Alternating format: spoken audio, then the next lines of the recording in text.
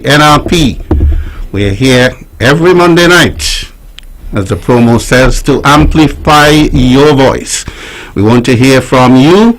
As usual, the numbers to call 469-1616, 469-1700.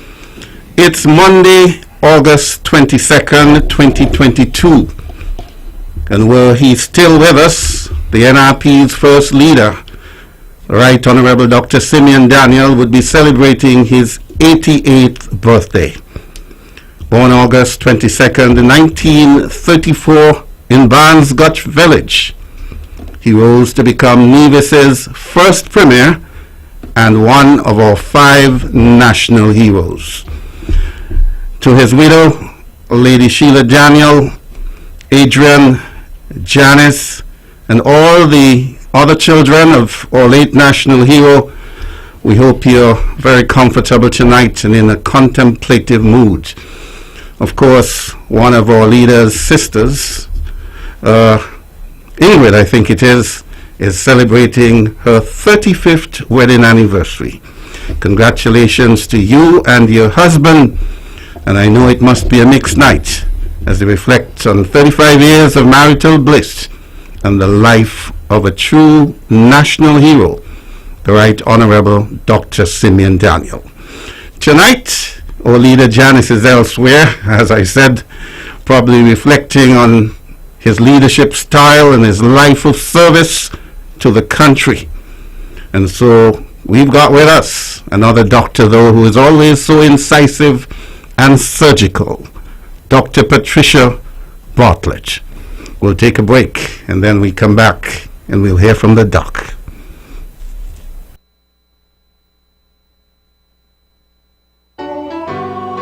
Your voice, your voice, your voice with the NRP. This and every Monday, 8:30 to 10 p.m.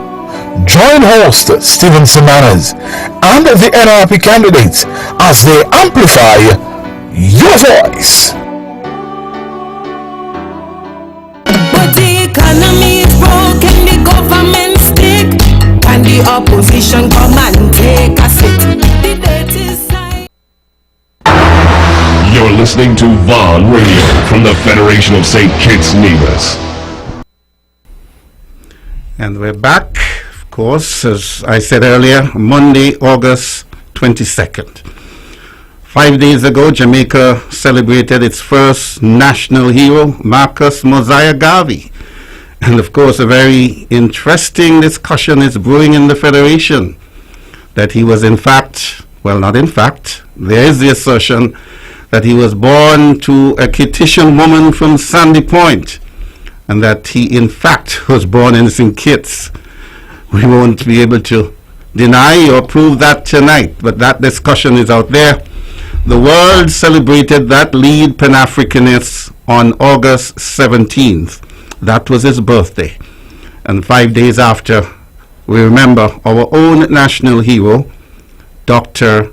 Sir Simeon Daniel. Your thoughts on the life and times of Dr. Simeon Daniel? Good evening, Steve, and good evening to the listening and viewing audiences. It is indeed a pleasure to be with you again on Your Voice with the NRP. Steve, it is not by accident that he was named a national hero. He has contributed much to the people, particularly the people of Nevis. And so tonight I celebrate with his family the life and times of the late Dr. Simeon Daniel. And you know, he spent some time in Brownhill, where I'm from, you know, so I'm glad. To get that in. I had to get that one in, yes. But overall, though, there's very little bad that you can hear about a man and the service that he has given to the people of Nevis. He has taken us from a point, and I thought that we would have been further along. And somewhere along the line, you know, I think the CCM has dropped the ball. But he was the quintessential Nevisian. You know, he cared about Nevis. It wasn't just about him and his family and his close friends. People can tell you, those were the days when people were contributing to his advancement, making sure that he could represent us. These days, things are turned the other way, where, the politicians has to give, to other people to get them to, pay to get them into power. But he's a man who made the sacrifices necessary for Nevis, and he really made sure that we had the pride of Nevis was always flying high. We even had our own flag, remember? So he was that kind of man, and I'm so proud that, like I said, by association, that, we had some dealings with the people in Brownhill. And so Dr. Janice Daniel Hodge now is sitting, and she is, you can see that she has learned from him, because she's steadfast and she's focused on providing better for the people of Nevis. And that is what I admired most about Mr. Simeon Daniel, because he could have died a billionaire, I would imagine, because he came around in those days when land was easy to get. And, he could have accumulated much more, but because his focus was on the people of Nevis, and plus he could have had exploits elsewhere, he decided that Nevis was going to be his home. This is where he was born, bred, and he had the people of Nevis next to his chest always. And so you saw when the Christina went down, that was, I think, was a pivotal point, in his life. And he was so resolute in making sure that Nevisians ought not to be subjected to that kind of living anymore, that we started quite a bit on Nevis. And Nevis started off, and I'm sure that had he been, his office been extended, or his tenure, had that been extended, we probably would have seen Nevis in an even better position today.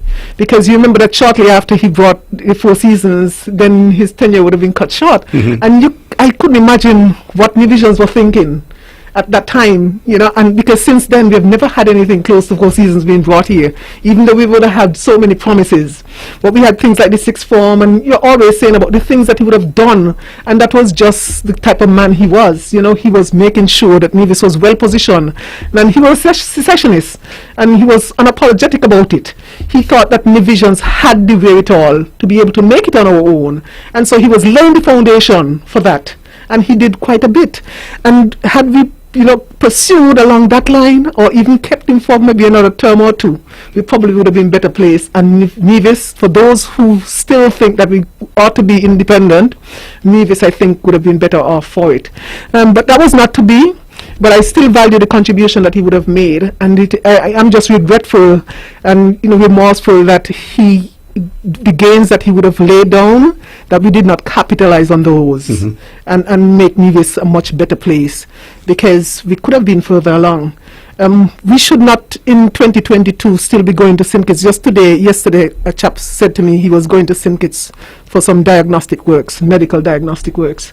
I mean, we shouldn't still be doing that, and then when you have to see your family members, they're going to go where you used to be able to go to Newcastle Airport, to Vance Army International Airport, and say goodbye. Now you have to leave them by the pier, and they still have to go to St. Kitts and wait again. So goodbye, it sours, the experience. And so I think, though, Nevisians better start waking up, because the gains that have been, made by Sim Daniel, I think we owe it to him, for us to continue.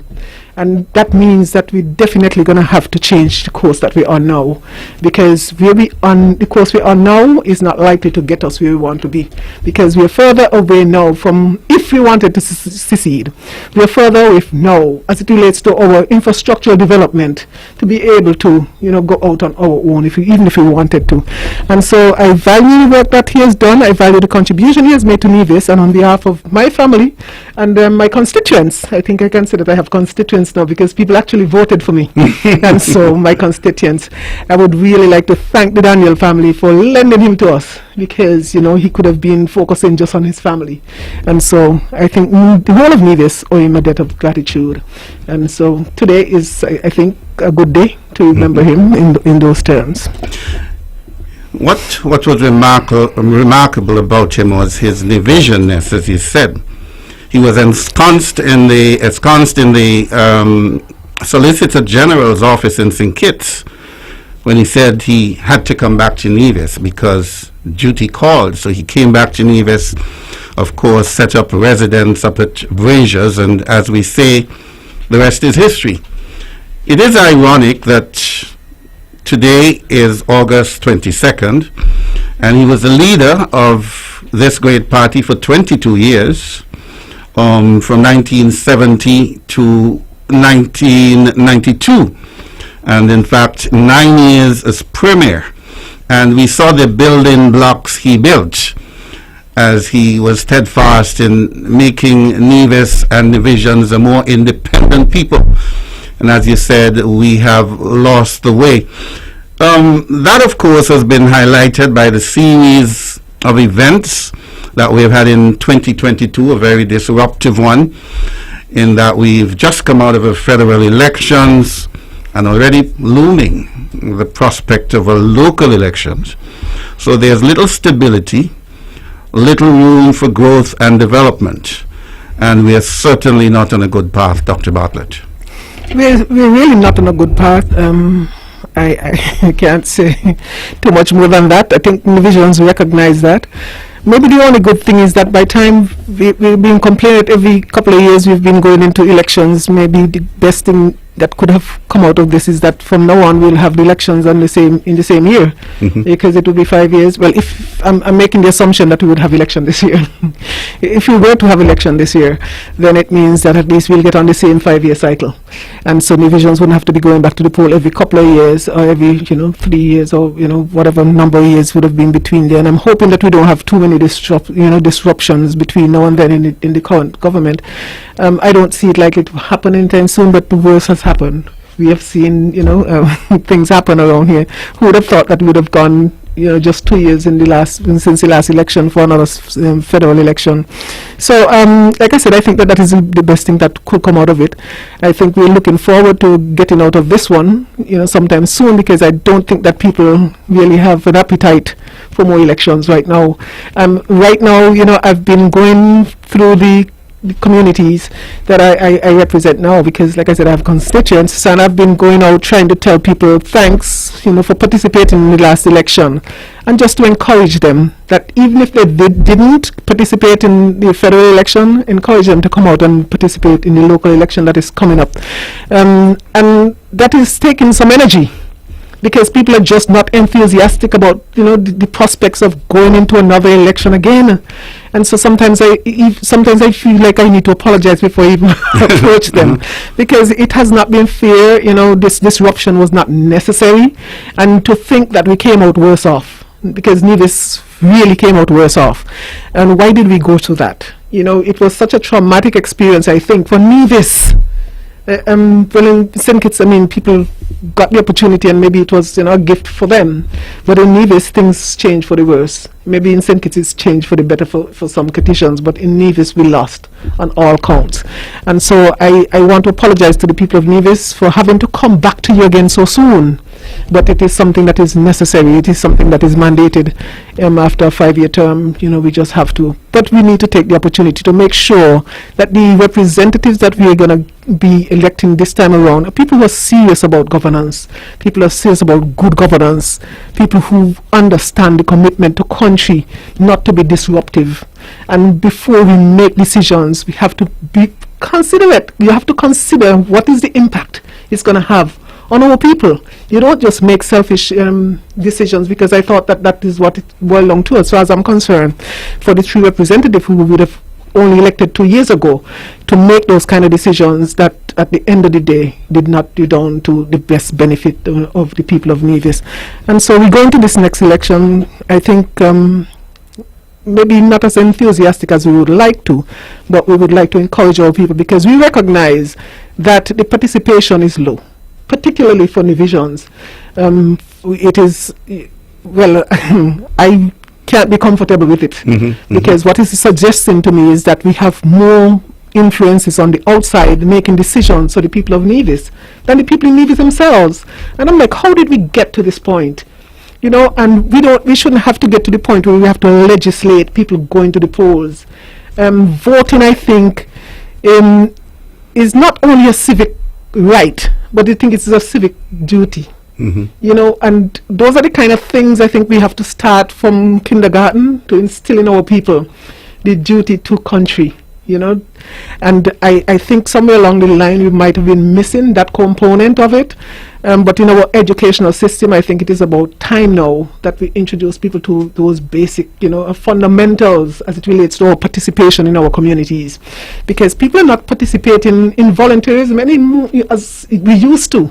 So all that has fallen off, and we've all seemed to be becoming a little more individualistic and focusing on just ourselves. And so I think maybe we have too many people who are comfortable, and so they don't necessarily carry the burden of what is it that the person next to me is feeling. And we don't have the level of empathy that we used to have when we were growing up. And so I think that there must be an intervention. We must be an intervention, but we have to be focused on the fact that we want to, I think, make life better for all of our people, and not just some. Because those who are comfortable, they probably are not minded to go out to vote anyway. And then those who are even disadvantaged, because when people don't go to vote, the poor people usually are the ones who are most disadvantaged. Because the issues that should sway you usually are bread and butter issues for people who are marginalized already, because they have the disadvantage of not being on the same level, economic level as other people. And so those are the people who really ought to be counseled and educated about their participation in the process, because you can't change, because the issues that we presenting issues on poverty. How are we going, the policies that we think need to be effected in order for us to get over 40% or 30+% of the people out of poverty. That is an issue that should resonate with the people who are being affected by it, but you're not seeing that at the polls. People are not coming out as they should. And so in places where you have mandatory voting, places like Australia, there was a point when they had voter turnout as low as 47%.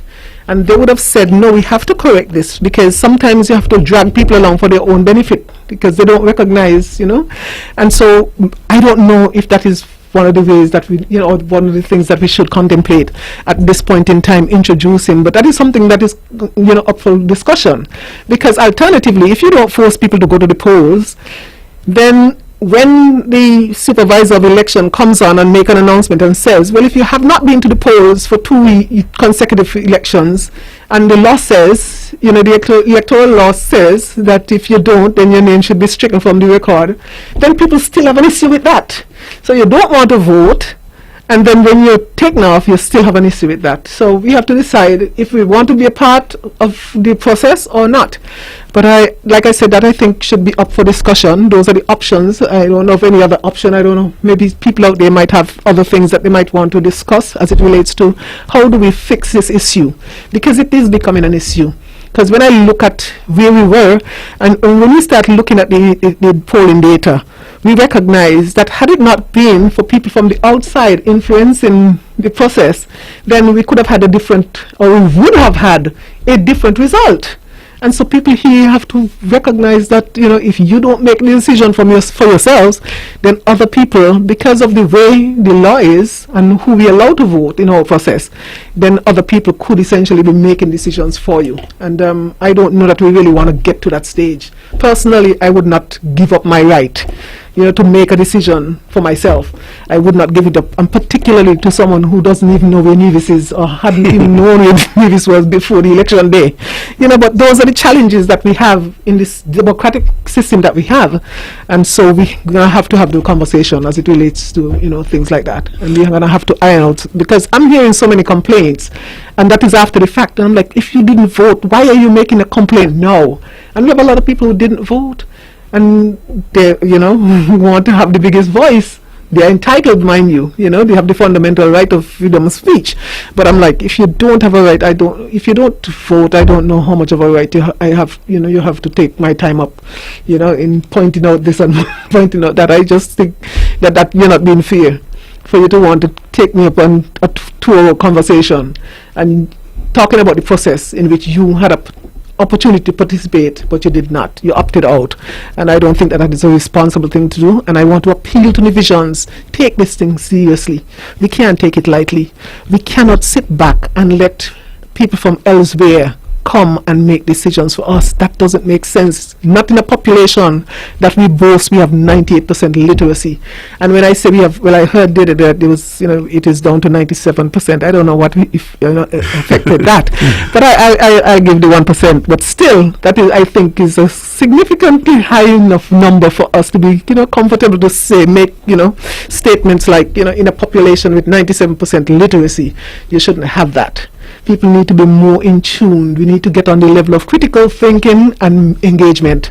We must engage in our own process. Or else, what is the point? You might as well just sit back home and whoever has the highest, amount of money or the most amount of money, then let that person go. Because that is what it seems to be coming down to. And that can't be a fair process. Well, personally, I hope there are lessons learned from the experience so far in 2022. As you said, it's very likely that we could have both the federal election and the local election in the same calendar year. And certainly that is a compelling argument to synchronize the dates of both the federal elections and the local elections. I'm sure you have seen the WhatsApp message which has gone global, where it is alleged that the leader of the country is already telling people in North America that we'll want you again in October. Some people are saying, well, surely, since he likes the month of December, it might be December. Very few are going to the outer limit of, say, March next year. So we've got to get something positive out of this. Certainly, we can't continue making the same mistakes over and over again, because when this election comes, it will be the 13th election that Nivisions have faced since the year 2000. And so you could understand why there's voter apathy and all of that.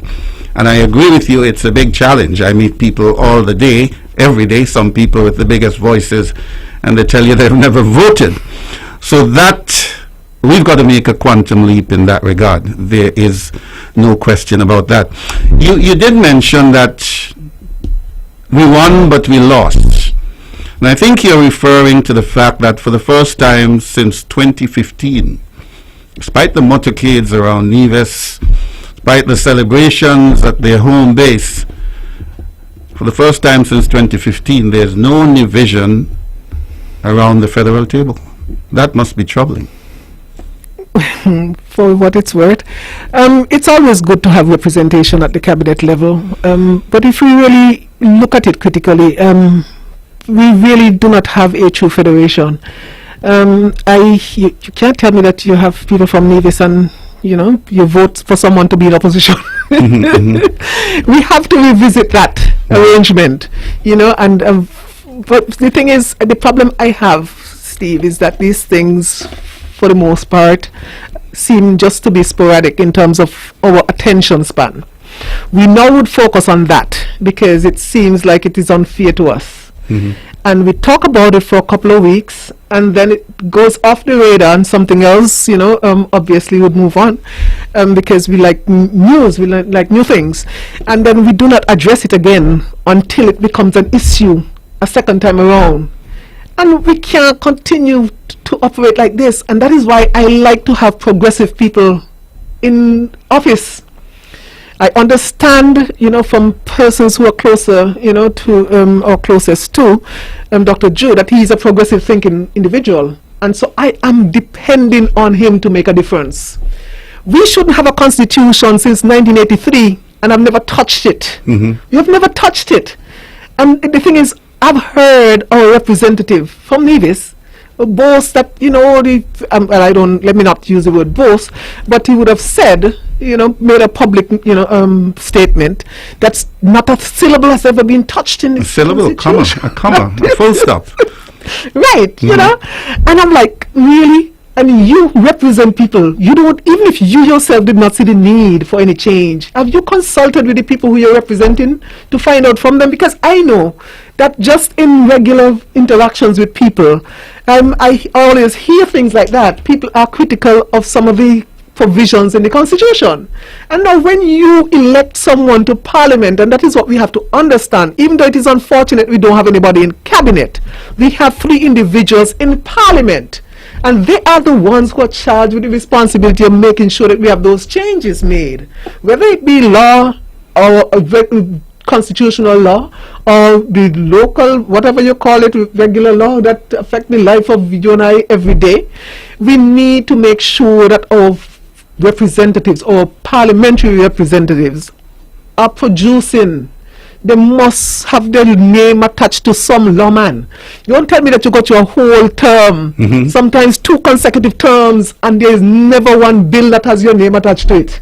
You know, and there's always a contribution. You get up to make contribution, but in order for you to initiate something on behalf of the people who you represent, and you know that there are deficiencies in our constitution, that had they been ironed out, we shouldn't be here, still even talking about things like bribery.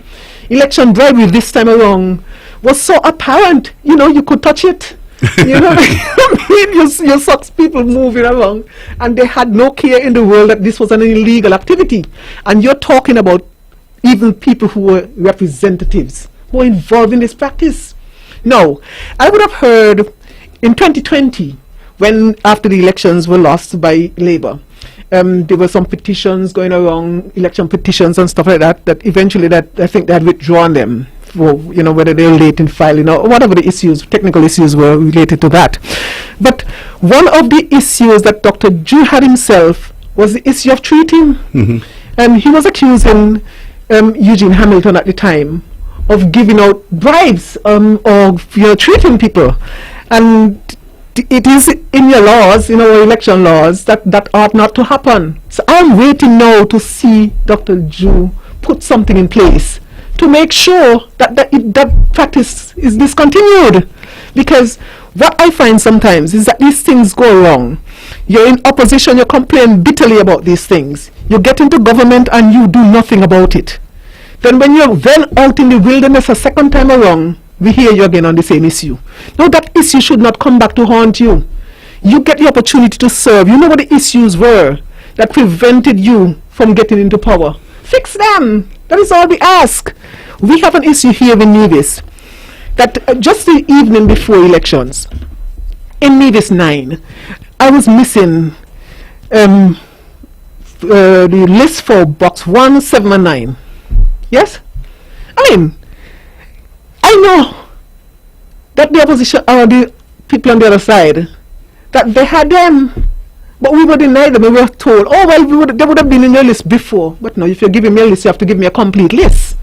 And so you have individuals who are stationed in this office just to disrupt the work of the opposition as stumbling blocks, and that ought not to happen. If we're saying that we're going to have free and fair elections, then we must have individuals in those offices who are fair, who are fair-minded, because that's all I ask. I'm not asking you who you vote for. I just want, when in the execution of your duties, that you'll be fair. You cannot give someone else an advantage, or you ought not to put someone there who thinks that they're obligated to give an advantage to whether the incumbent or the opposition. It shouldn't happen. And I don't understand these people who, with bright faces, would do these kind of things, because these are people who ought not to be close to the management of the electoral process. And it's about time that we looked at that critically. How are we going to get the people? Maybe we have to recruit from outside. I don't know what the answer is, but these are things that we need answers to, and I'm depending on a progressive person like Dr. Ju to find the answers. We must be able to investigate bribery, because like I said, these guys are not even hiding, and it's not just the person who's giving out the money. If he's giving it out on your behalf and you know about it, you're involved in that as well. And we ought to be able to stop them kind of things, because this is not fair. And that reminds me, I had a conversation with a gentleman just this afternoon, and he was proposing that we have election financing. That he's suggesting that as a people, as a government, you ought to be giving the two sides the same amount of money and make sure that they are accountable for it. So if it takes you $1,000, and that is, mind you, that is not even close to what you need. But let's say $1 million, because nowadays it seems like people are working in millions for election campaigns. But he was proposing that you give the government $1 million to spend, and you give the opposition $1 million to spend.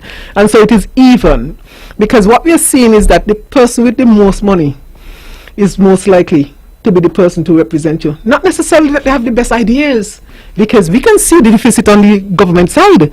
They have not advanced any idea as it relates to the issues that people are facing and the policies that they're proposing to fix these issues.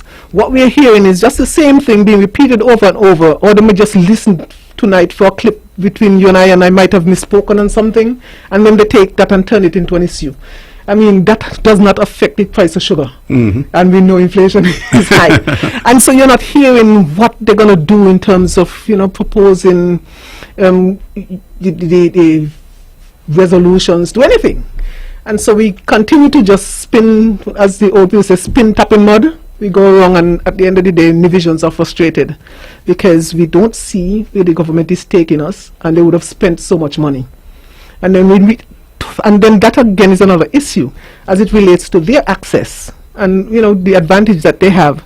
They have access to millions of dollars, and that again is something else that I think Dr. ought to investigate, because in 2017, the last local election that we had in Nevis, based on the IMF report, the IMF report of 2021, staff report of 2021, there was what they call an accounting discrepancy that says that $89.9 million were unaccounted for 2017. Now, I don't know how much of that would have been spent just for the elections in Nevis, but it strikes me rather odd and curious that that kind of money would have been spent around the time and nobody can account for it. I mean, 89.9, almost $90 million, isn't that a little bit of money? And so for that money to just disappear, I don't know if it is in some reserve that they use for subsequent elections, because I'm seeing these guys spending in a time like this when you can't even get Bath Road finish.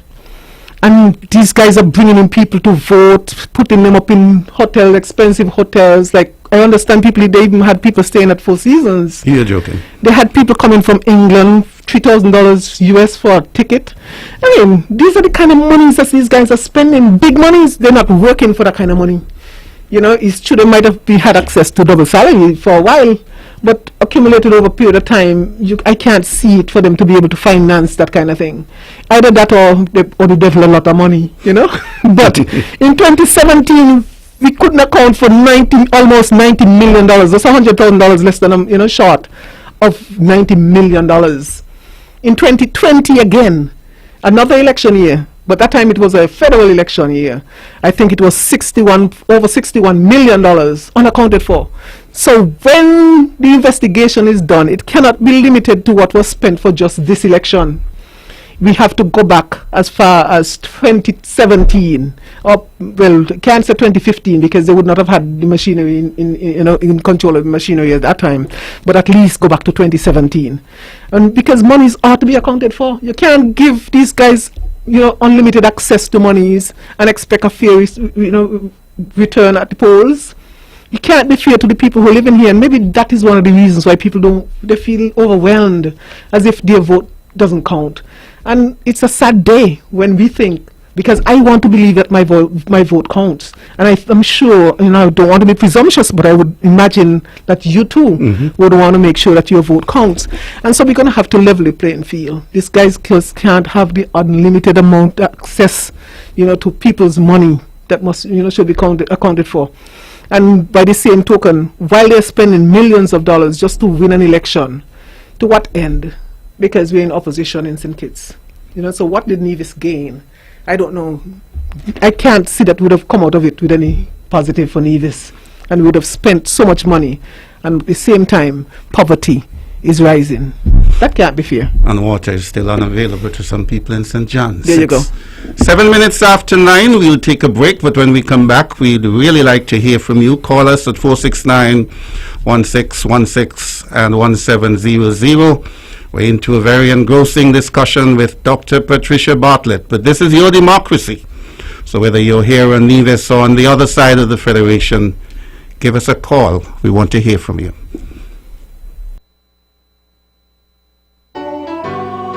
Your voice, your voice, your voice with the NRP. This and every Monday, 8:30 to 10 p.m. Join host Stephen Semanas and the NRP candidates as they amplify your voice.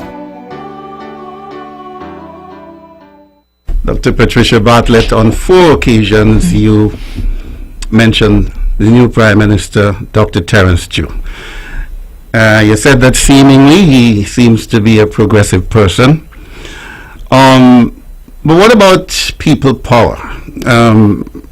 I don't think we should invest all our hopes and energies in one person, because after all, we're in a democracy. You have said, for instance, that for 36 years, 39 years, going on 40 years, we haven't changed a comma or a full stop in the Constitution. But yet we've been thrown up with controversies, 93 and again in 2022. But once we get into office, we seem not to bother. One of the things which struck me about the election is that we are now 17 days on, but we haven't heard from the supervisor of election. Now, suppose he tenders his resignation and somebody comes in brand new for the next election. It's like we're starting afresh. We know in some countries like Jamaica, we have an independent electoral commission, and I think we need to move in that direction. But I think, and I said it last week, that in the aftermath of the election, and certainly not taking 17 days, that the supervisor of election should come to the people and do a debrief. We've been very strong in education of people on the electoral process, and so I think we should have a debrief from him. We've got a caller on the line. Good evening, caller. Welcome to Your Voice with the NRP. Yes, good evening, Mr. Manners, and a special good evening to my area representative, Good evening. Dr. Patricia Bartlett. Mr. Manners, I am not trying to pretend to the nation that I am the brightest scholar there is, but I'm very observant, and I am putting measures together to build a case against the supervisor of election and the electoral office here in Nevis. Now, Mr. Manners, when you go to register at the electoral office here in Nevis, there's a photo area in which you sit or stand to take your picture when they're preparing your voter's ID. I don't know if you are aware of that. Yes, I am. In the background of you, there is a photo area. Well, how is it that we have a set of people coming here with voters' ID, which are not of the same background of us Nevisians, residents here in Nevis? Mr. Manners, as I said already, I am not the brightest scholar, but you got to look to see where people are low blowing you, where people are sitting you below the belt. That is one of the first things I observed. I had some interaction with a couple of the people from the Dominican Republic, and I asked to see the voters' ID.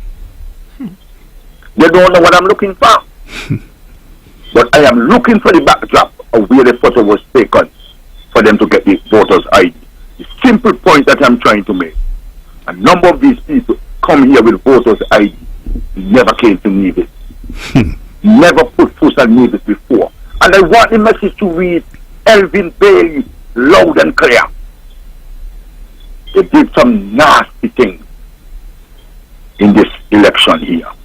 And I am hopeful that my party is not sitting down and taking it like that, you know. Mark Brantley and CCM wasn't going to take it like that. They would have been on BBC, they would have been on Corner, they would have been on every media house spreading the message. And the next to it is that somebody would have been hard before the court. The other day I pointed out something to somebody. And I said to them, it's on radio a certain time of the year for the annual anniversary. Play back a number of tapes from the archive. But I want to say it here from the outset. They only play the tapes from the archives that are suited to them, you know. Because there were some things that happened here in the Federation of Thinkers of Nevis, and you would never hear them play and van and the tape of the archive for the anniversary, because it is not what they want to portray out there. And when I speak from my heart, and I don't care who is upset. I'm speaking from my heart and I'm speaking truth. This electoral office here, that is where most of the damage was done. When I asked one of the fellas who came here to vote how they go about getting the voters' ID, he said that you take a picture of an ID that you have in the Dominican Republic. And after you take the picture of the ID in the Dominican Republic, you forward it to a lady here. And the lady here, along with whosoever, formulate an address for you. And that is as simple as it takes to get a voter's ID. You want to tell me that when they're done, I hear some people on radio talking about Tom, Dick, and Harry is credible. So where credibility is sold? Credibility is sold in the supermarket, in the drugstores, and in the hardware. Credibility is something that has to be in you, and it will come out. Dr. Bartlett, sit with the rest of the team. Observe what I just said. And let us start to build a case. If it was the other way around, it would have happened. Let us build a case. Let us show the irregularities that take place in the election. Have a good evening. Thank you, caller. Seems like we have electoral offices in Santo Domingo and in San Pedro de Macorís. If true, that's very, very, very, very damning. I was optimistic when I heard that Bruce Golding, a one-term former Prime Minister of Jamaica, would be heading up the OAS Observer Mission. And they've been making certain observations since going back as far as 2010. And it seems like a recurring decimal. We're hearing this over and over again. Are you privy to their report this time, their final report? I know there was a preliminary report. Because often all we hear is that the election was free and fair. But if we're to listen to this caller, and we hear the stories every day, there is a lot happening behind the scenes. Yes, and in all fairness too, let me say it is fair, because if they don't interact with the people on the ground that much, they were not going to hear these stories. And a lot of these stories come after the fact too, you know. Some of the election bribery cases, I think, on the day, you have to be there to observe, and you have to be in the position to observe. Driving around your air-conditioned vehicle, you know, just stopping at points that, you know, you have no reason to suspect something, you know, at the side of the school going on, you know, those kind of things would escape them, really. And at the end of the day, for me, free and fair, I don't know it has the same meaning to us as it does an observer mission, you know, which is in itself quite sterile, I think, you know. It doesn't really get down into the tumbleweeds and to really ascertain what is going on. They had a period of time before, and I don't know how long they would have been here before and how much time they really spent on Nevis.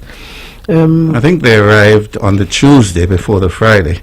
I certainly thought they should have been here for the weekend before, to give time, because it's two islands after all, and an 11-member team, you know, to get a feel of the lay of the land. Yeah. Well, whatever the scope of the mission was, apparently they themselves seem to have thought that they would have achieved what they came to achieve in terms of what they were looking for, and but I don't think that it really reflects a true, you know, picture as to what has gone on here. It really was not fair. I don't know. Free, I make a concession on free, I'll give them that. But the fear, I don't think is fair. Not when people can manipulate the system, you know, to get the result that they need. There are too many instances where you can, or points along the way where things could happen, you know. And I think that they would have made recommendations in the past in terms of something as simple as where you count the votes. We've got another caller on the line. Good evening. Welcome to Your Voice with the NRP. Yes, good evening, Mr. Manners. It's me again. Mr. Manners, you know, one of the things that really stands out for me in this election gone there. The Labour Party will think it when they realized a number of things was going against them. They called for a march. You see how the streets of Bastia was filled with red. People came out and marched. Another, I wouldn't say a private group, but another group called for another march in Sinkit against the irregularities that was taking place. You see how the streets were filled with people in Sinkit, where the people came out and marching the numbers. I'm wondering what happened to the people in Nevis who said they support NRP. I'm wondering. You could appreciate, though, that the people of St. Kitts, for the vast majority members of the Labour Party, they got close to 14,000 votes. They've got a history of marching because of their May Day activities, Labour Day activities. Nevis and divisions have not had a tradition of marching. Where would I be correct to say we're more docile people? Mr. Mallows, listen, let me tell you something. Uh-huh. The night at the count, when the votes were counted, I used to sit in at the count years ago. I listened to Edric Stanley on the radio saying some kind of things. I wonder if my dear cousin Edric was drunk. People don't lose a seat long time and hear them mumbling about him out talking some kind of things. I am saying we cannot allow back and make people need this feel as if that these are the days are the haves and the have not, you know. You gotta rise up and take a stand, man. When something is wrong, it is wrong. And that is one of the things that is mashing up Nevis. And I've been saying it loud and clear all along. Even in our judicial system, you see it happening. Where two people do the same very thing. One is punished, and the other one, you never hear anything about it. That is a big problem we have in Nevis. I am hoping, you know, if I gotta go down to, if I gotta crawl on a coconut branch and go to Sinkit, I'm gonna go down to Sinkit and try to convene a meeting with Dr. Jew. And I'm going to ask him to clean up the electoral office. Let wrong be wrong and let right be right here in Nevis. We've been seeing some things happening here in Nevis. Nevis is not on a good footing. And if we continue to allow it, it's only going to fester and get worse. It is high time that the people who say that they support NRP get up and rise up. It is as clear as day. We see what they do to us. We're going to sit back and allow it to happen in this local election. We're going to allow them because they got the money to peddle the dirty money and buy another election and keep Nevis in bondage. No, I said, let us rise up, man. Let us rise up and do something. Thank you. Has the caller got a point that there has to be greater agitation if we're to get the best out of our democracy? Steve, we can't even get people to vote. That's the level of apathy we have. That's the level, I think we are very complacent, you know, and then some people like to ask the ultimate question, what do you have to lose? And I think sometimes that is the question, because people around here, they're so quick to victimize. You give power to someone who will victimize you the next day after he would have empowered him. And so those are the things we need to guard against. And so that is the reason why I think when the Electoral Commission ought to be, like you said, handled privately outside of government. We shouldn't have any stake. Nobody inside there should have any influence or any undue influence, on them. And so when someone sends someone to the electoral office here, it's almost as if, well, we put you there for a reason, and so you have to, deliver the goods, and so they're at the command of the person who puts them there, and that is the unfortunate thing. And I don't know if Dr. Jew does not take the opportunity now to clean it up, I would lose a little bit of respect for him, and I really don't want to. I've started off, giving him the benefit of the doubt, because based on his experience, particularly with the electoral system that we have, he should recognize, where the deficiencies are and try to get those deficiencies cleaned up. We have to strengthen our democracy. because what this onslaught has been an onslaught on our democracy, particularly when we get our elected representatives, involved in that kind of thing. We've got another caller. Good evening, caller. Welcome to Your Voice with the NRP. Hi, good night. Hi, good night. I would like to just kind of tell Nigerians what they have to lose. They have a country to lose. That's what they have to lose. And I want to tell them the story of the Rohingya Indians in Myanmar, when they had to. They are a minority in Myanmar, and they had to flee the country of their birth and look asylum in other places.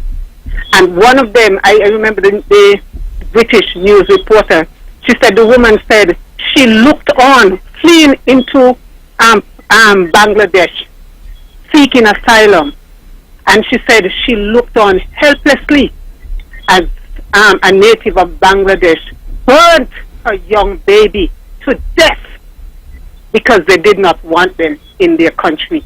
If we want to sit back and become refugees, we have to understand no one wants refugees.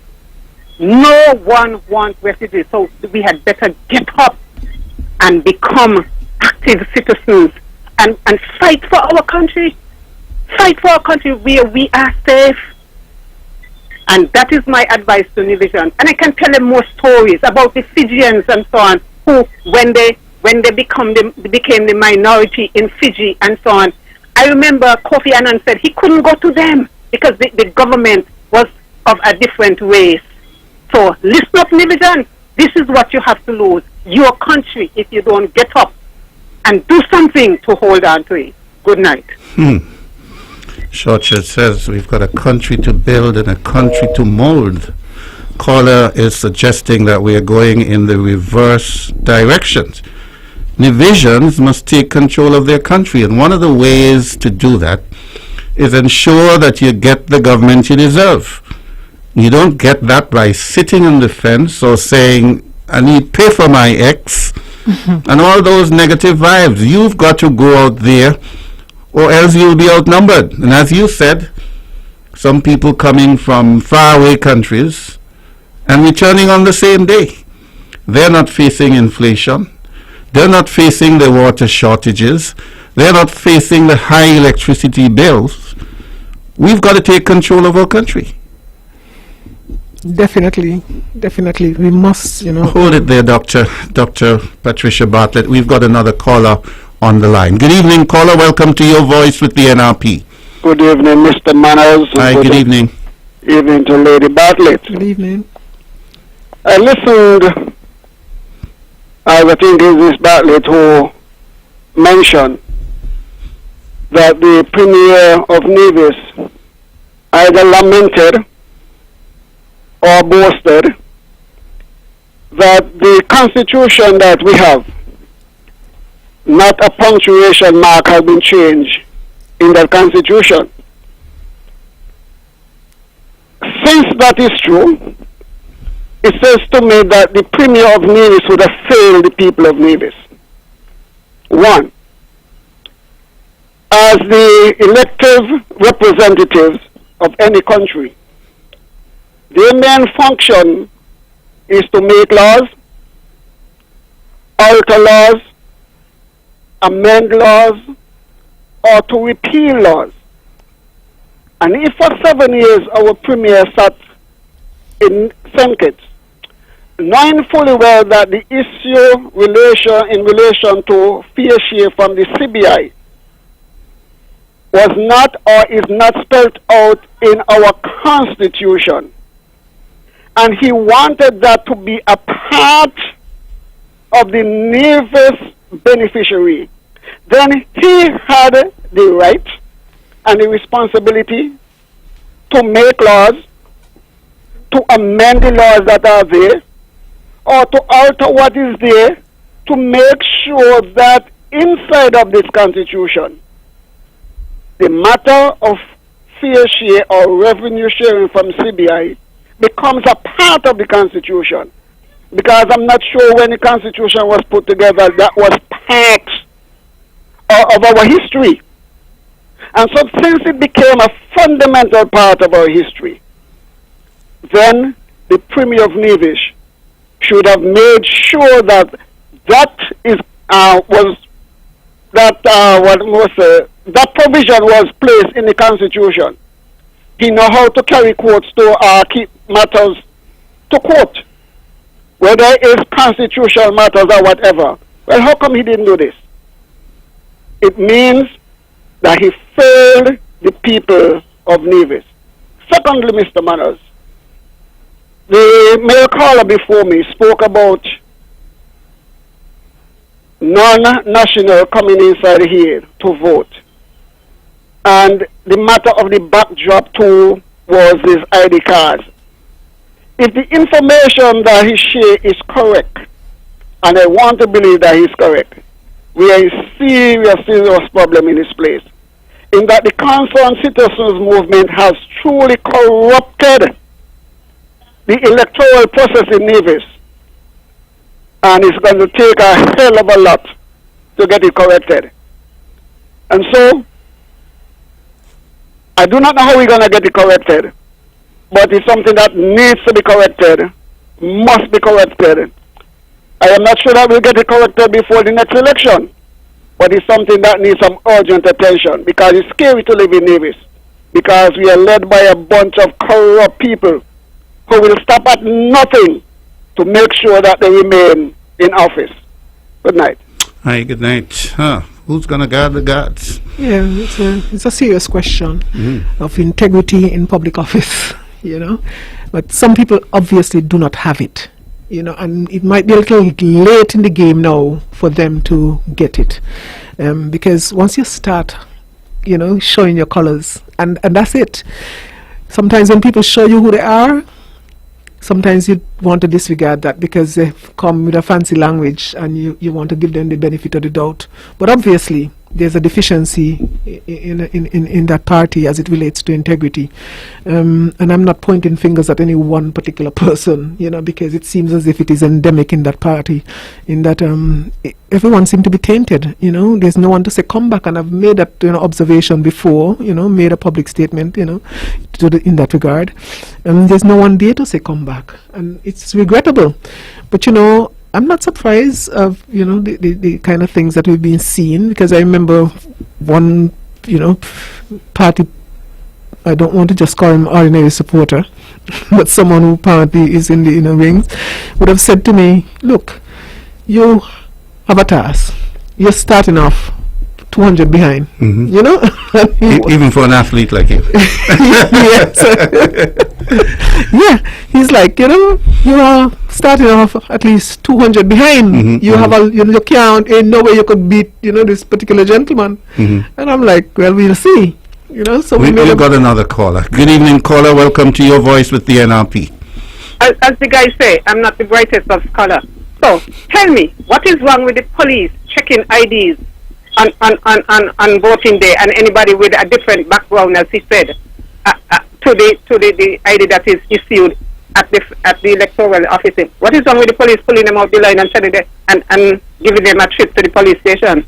Tell me, I want to know, what is wrong with that? I'm not sure that's the police officer's role. At my voting station, the officer said to me, I'm just here to provide security. That seems to be the job of the electoral officials. Yes. Well, what about the army men then? Bring up the army men, because obviously, these people are doing something illegal. So what do we do? Sit by passively and allow it to happen? Yeah, but the caller said that this is happening inside the electoral office with the knowledge of the electoral office and allegedly with the knowledge of our government officials. Yeah, but the thing is, if they were to examine the voter's ID and see, verify that it's a different backdrop, obviously something is wrong. I don't know, but I am, like I say, as the guy said, I am no scholar, but I just feel so, the way it has been discussed makes me feel as if we are helpless. Yeah. I know the feeling. I went to the electoral office a few months ago to inquire for somebody living overseas, because their voters card had expired. And the lady there told me that they must come in person. So to hear these stories that these pictures are being manufactured somewhere else. Well, maybe somebody in St. Kitts told me that the Kittitian public was told, anyone you look to the front, you look to the back, and if you don't recognize them, pull them off the line. Maybe that is what you guys need to tell us. Good night. Good night. Good night. You're having a good laugh at that. We'll take a break, and then, before that, we've got another caller on the line, so we'll accommodate. Good evening. Welcome to Your Voice with the NRP. Good evening, folks. I'm sitting here listening to the program. Could you raise your voice a bit? You're a little low. Just give me a moment. Let me have this radio here. Turn on this radio. Yes, hello. You could hear me now? Oh, loud and clear. You could hear me now? Yes, very loud and clear. Yes. I'm here listening, you all right? And the last lady there that called, she has a valid point, you know. Because the previous caller who mentioned about the backdrop of the ID card, that is, I'm not a scholar. Eh? I went to the Sandbox Street School, right? And all the teachers to do is to make sandbox cards. Either young people. You know anything about sandbox cards? Yeah, man. I used to roll them around the place. Yeah. So you know what it is to make sandbox cards. Yeah, man. So I'm a sandbox Street student.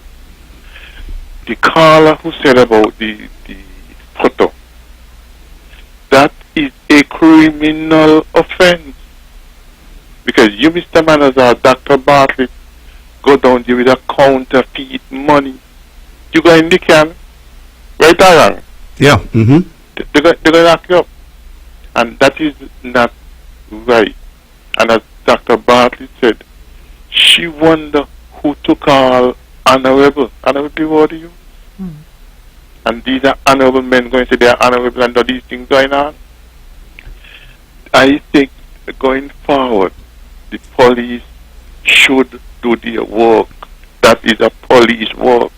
Because if me and you from St. Kitts and Nevis has a background from the electoral office, and a person comes in out of St. Kitts and Nevis with a different background, that is forgery. That is forgery. And that is a criminal offense, that is a serious offense. And the electoral officers, office should take note of that. And I believe the caller when he said about that, and some people wouldn't agree with him, but I believe he is correct. Because the background plays a very important position. And if you, Mr. Manners, when the police pull you over, ask for a driver's license, you know the first thing you do? You look at the picture and look at you. Mm-hmm. That is correct? Yes, exactly. And the background of the license where you took your picture to get the license is different to where you are now. That is correct? Yes, yes. So the fella make a good point, and Dr. Bartlett, you all must pursue that to the highest degree. Anyway, let somebody else come in. Thank you very much. Thank you very much. As one of the previous callers said, if he got to swim to St. Kitts, he is going to make representation to the new Prime Minister. Would the NRP as an organization collate all of these concerns and forward them to a central position, the person in charge of elections? Well, I think that is routinely, done. Mm-hmm. I think after elections, we normally would do a post-mortem to see what the issues. Hold it there. We've got another caller. It's a busy evening. The caller has gone, and now they're back. Good evening. Welcome to Your Voice with the NRP. Good evening, Mr. Manners. Hi. Good evening. And good evening to Dr. Pat Bartlett. Good evening. Dr. Pat Bartlett, you said that you would like to do an investigation back to 2017 to investigate for corruption. Dr. Pat, that goes both ways. Would you like to go back to 2007? Sometimes we think the shoe only fit 1 foot. There was a caller that called in and said he inspected the ID for a non-national coming in, and the backdrop was different. Mr. Manners took that evidence, took that talk without evidence, and he said that was damning. I would like to say for you, did you hear me say if moderator, that? Did you hear me say if that is true, it would be damning evidence? Listen, I'm saying that you said it's damning. You described it as damning. Okay, move on. What I'm saying is that is damning for you as a moderator. You need to pay attention. When there's this is a lot of talk about corruption. Where's the evidence? I could remember back in 2010 when the CCM claimed corruption. They said they were going to come with an election petition. When they walked up the courthouse step, they had a bundle of evidence under their arm. They said in plain sight, in plain daylight, they said, if your name is taken off the list without due process, you should come to an office and float an affidavit. And I must say the NRP took it lightly. And they continued with the shenanigans. And it turned around to haunt them. All the accusations of corruption, they need to be backed up by evidence. Examination. That story about the difference in backdrop, I'm curious. I would like to know. I would like to know myself. Investigations has to be done before I condemn anybody. Okay. Good evening.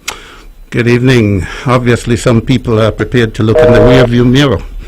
We're trying to move our country forward. He said something about 2007, and I'm not sure what he was talking about. Well, to the extent that he thinks that there's something to be, found there, I'm not limiting it. I have just not seen any report that suggests that there ought to be an inquiry to go back there. But if he has, if he thinks that, he should go back there, or if Dr. Ju, in his wisdom, thinks that he must extend it for a wider net, and don't seem as if he's just focusing on one administration, I think he's welcome to do that.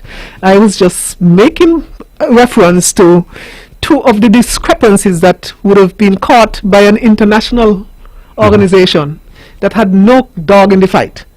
And all I said was that the IMF in their report in 2021, which I was privy to, because it was online, suggested that there's some monies that we need to account for that has not been properly accounted for. And all I'm asking Dr. Ju to do is just to investigate it, because it is our money. We've been making a song and dance about how much we have not gotten, and I would hate to think that that $89.9 million would have come to us. We would have not accounted for it, but still making noise for it. I just want to know that our money is well accounted for. So if we have to go back to just to satisfy his curiosity and be fair and take in two administrations, so be it.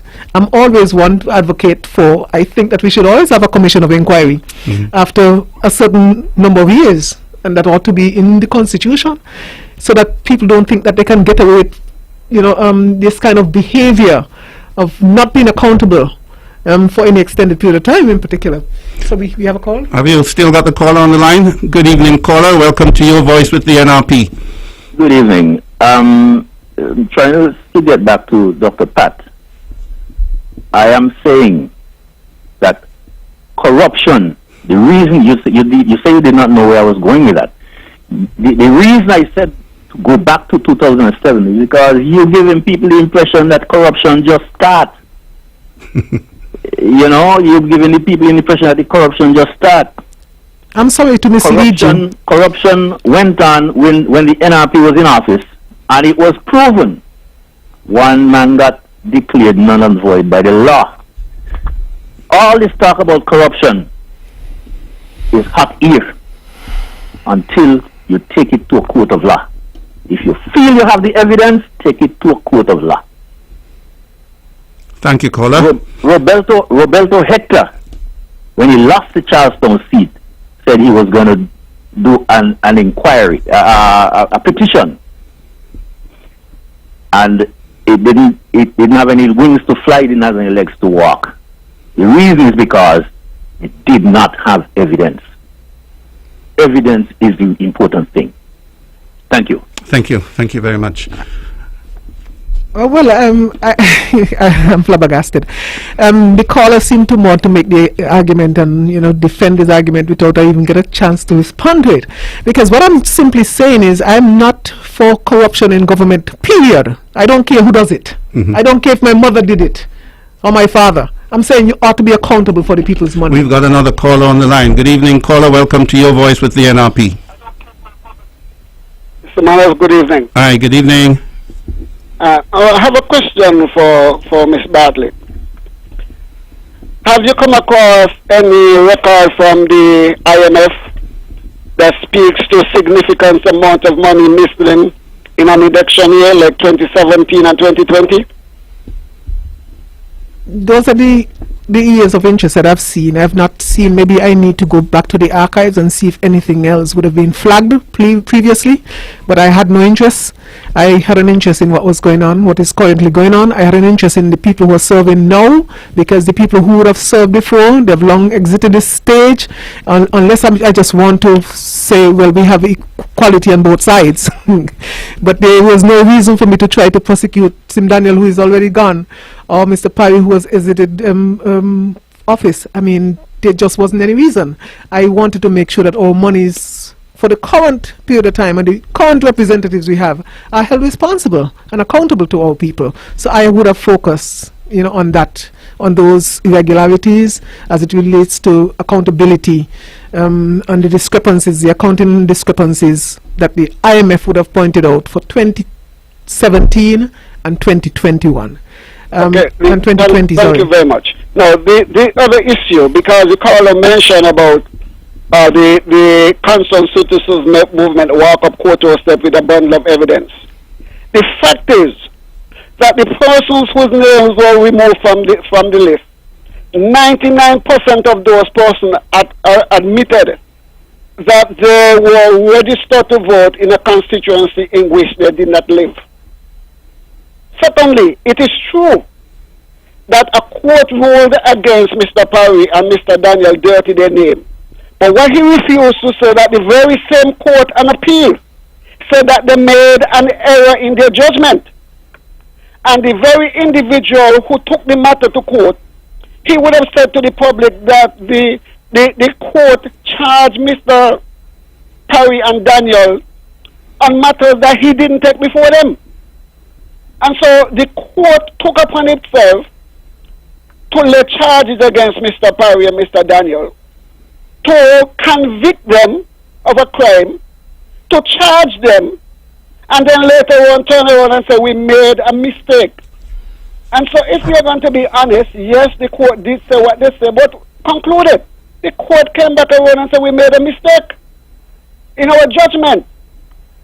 But you see what happened? That is what the Concerned Citizens Movement wanted. They wanted something to taint the name of these gentlemen, and by the process ruin their reputation and put an end to their political careers. This is evil, and when people continue to push that narrative without pushing the whole narrative, it troubles me. Again, the report says 2017 and 2020 in election years, significant amount of money were unaccounted for.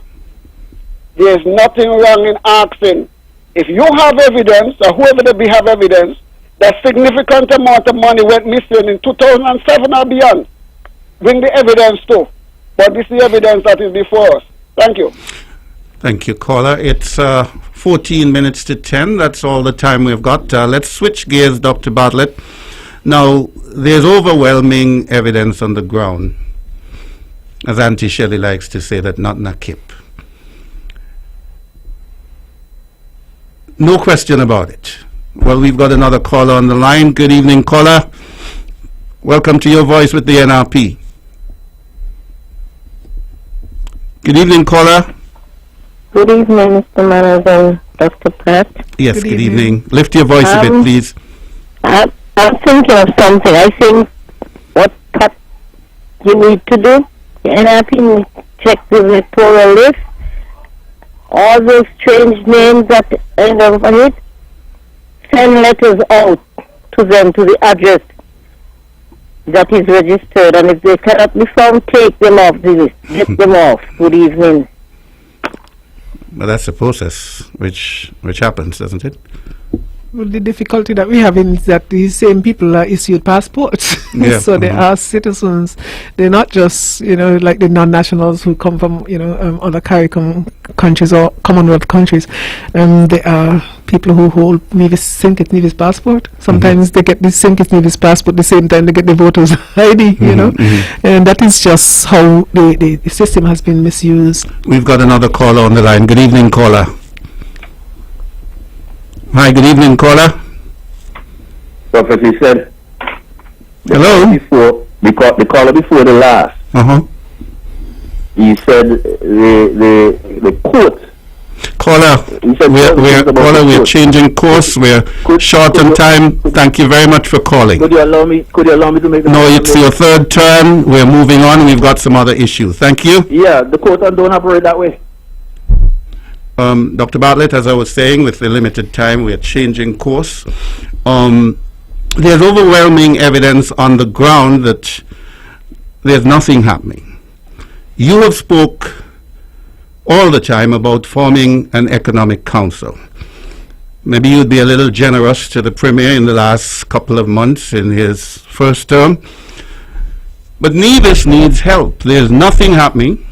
Later this week, perhaps, another maybe 200 students are coming out with overseas passes, and there's nothing happening.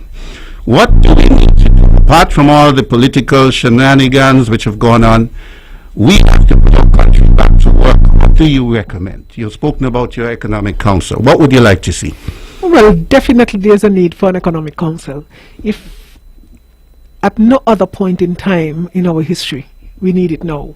Because obviously people who are at the helm have, and I don't want to be disingenuous, I don't want to say that they have no clue, but they operate as if they don't. And that is not good enough. Job creation, it seems as if that's a concept that these guys, just don't have any idea what it is. There is no, at least I can't see it, that there's any effort that is put into creating jobs on Nevis. Someone pointed out that, with all that we've been putting into the entertainment industry, it is strange that there are some properties that are owned by persons in the same party that they're not even putting those to use, to get some employment going. But obviously there's a need in Nevis for us to create jobs, and we're going to have to employ some innovative ways of introducing industries that can create jobs for people. Because as much as you see people are coming in, we are losing our brightest, our best and our brightest. And I think that was one of the observations that the OAS mission had made in their preliminary report, in that most of our educated people, or above tertiary level educated people, reside outside. And we are losing, and so the country is losing. We're going to have to find some way to stem that. We must find ways to create, at least to create jobs for our people. We have been suggesting that one of the industries that we must pursue, that seem right now is a lucrative industry to get into, is medical cannabis. And we have heard the Premier himself say that at the federal level, that the laws to advance the establishment of the industry would have been stuck at the AG desk at that point in time. It's time for us to make sure that we get that moving again. Notwithstanding that we have no space or any involvement at the cabinet level, but this is something that we need to start agitating for, and he's going to have to use his office for as long as he remains there to try and move that along, because that in itself is something that is a no-brainer. Other people who are not selling passports, they have opted to do that in the Caribbean, because you can't be telling me that all you're going to do is to try to establish a film industry. I mean, it's been there how long now, and what is a spin-off from that? We're still not in a cape, as Auntie Shelley would say. So that is one of the things that we've spoken about in terms of creating jobs, establishing a medical cannabis industry.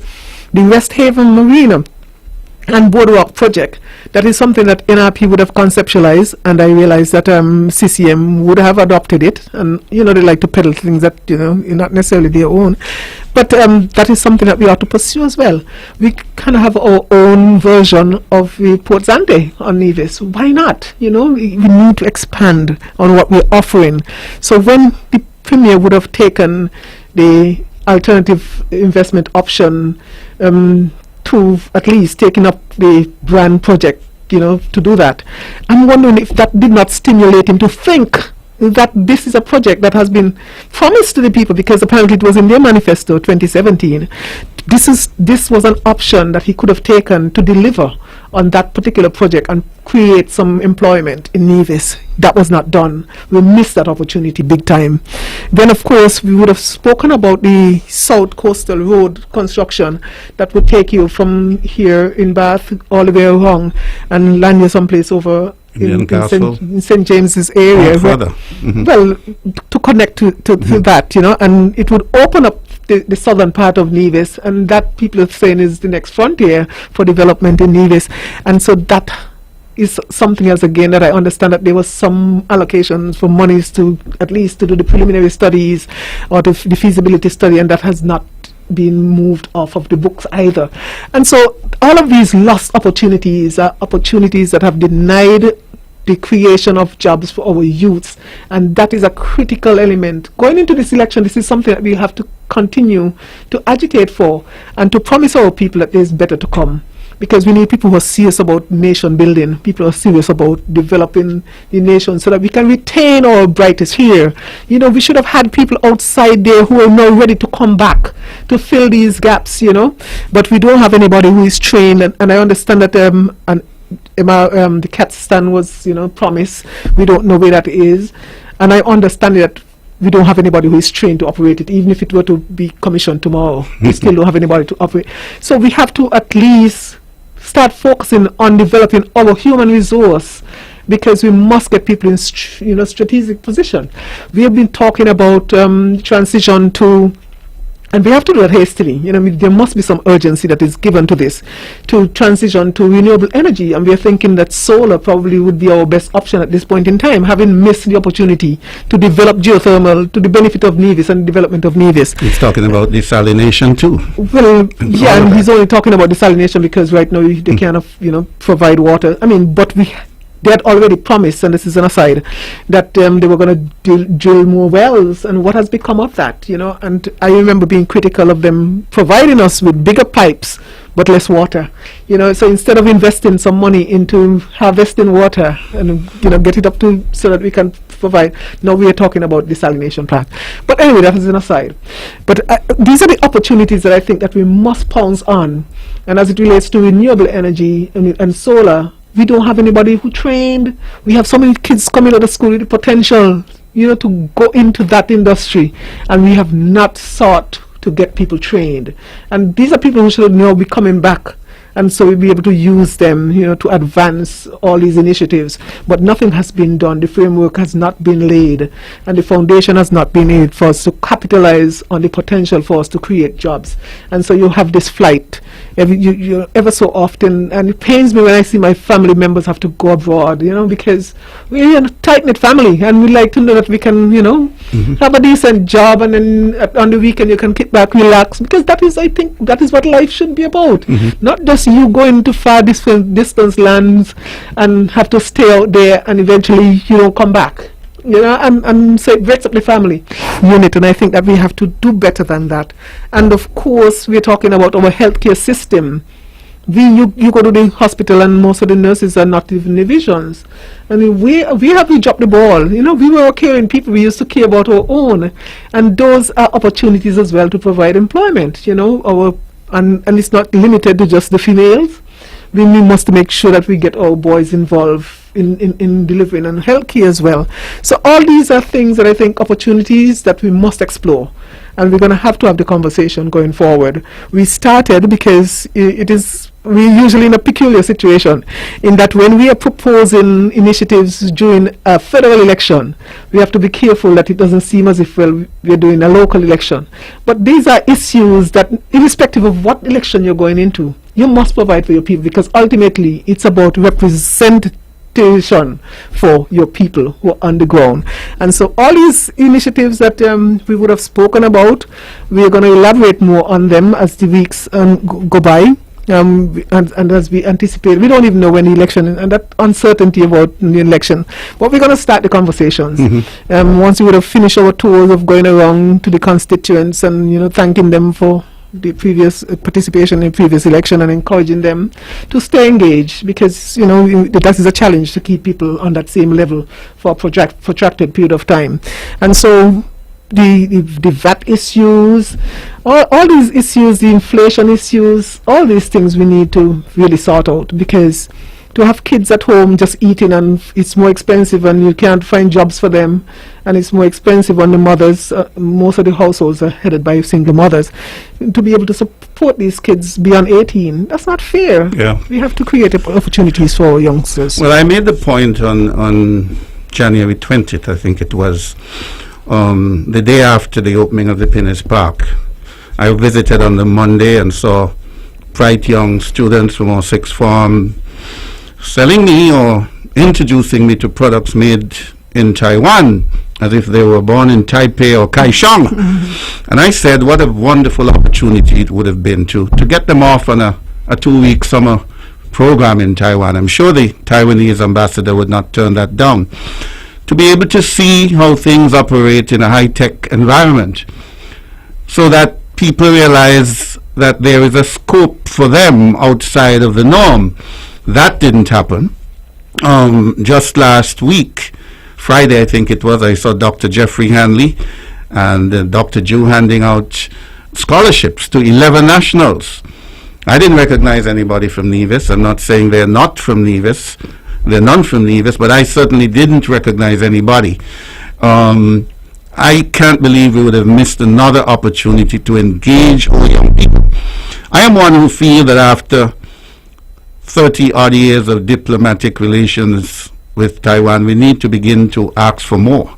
It just can't be about a farm here or a park there, you know, so we've got to do more. We certainly got to do more. I'm getting the indication from the technician that we've got 30 seconds, so that's over to you for your final closing remarks. Well, I would just like to thank everyone for engaging tonight. We got quite a few calls, and I know people get passionate about the politics, but I just want us all to remain focused. We are not enemies here.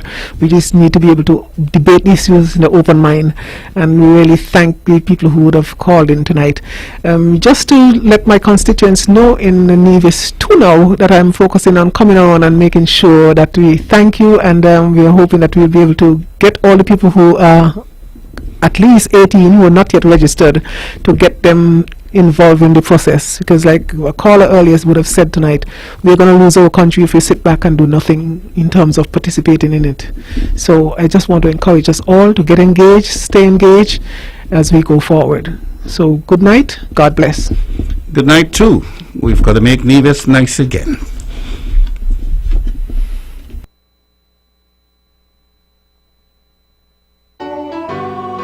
Your voice, your voice, your voice with the NRP. This and every Monday, 8:30 to 10 p.m. Join host Stephen Semanas and the NRP candidates as they amplify your voice. The views and opinions expressed on the preceding program were solely those of the participants and do not necessarily reflect the views of the Nevis Broadcasting